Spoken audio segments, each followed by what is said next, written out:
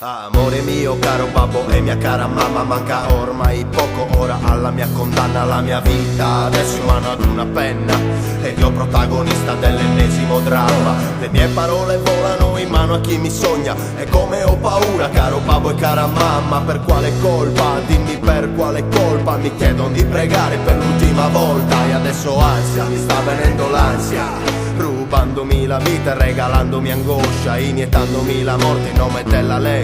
E ritorna una bianca nera pecora del gregge.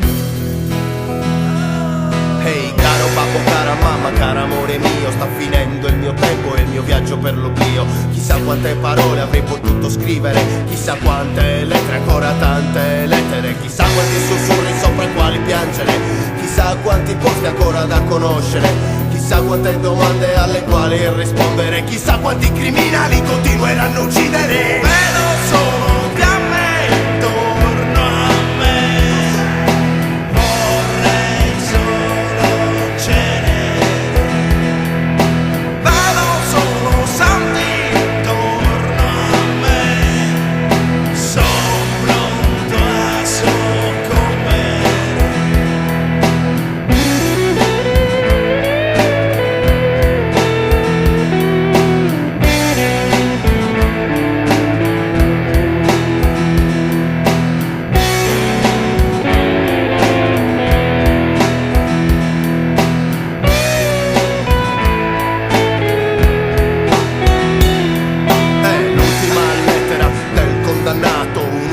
Sguardo a quell'uomo crocifisso, quando mai m'ha ascoltato non m'ha mai risposto, eppure m'assomiglia a quell'uomo crocifisso. Stesso sangue rosso, stesso sguardo, passo, stessa sorte decisa dalle leggi di uno stato. Ma il fatto che io non muoio per quel che professo a me mi ha condannato per un crimine commesso. Evidentemente qui pensa sia diverso perché io scompaio mentre lui è risorto. Evidentemente qui pensa sia diverso perché io scompaio mentre lui è risorto. Vedo solo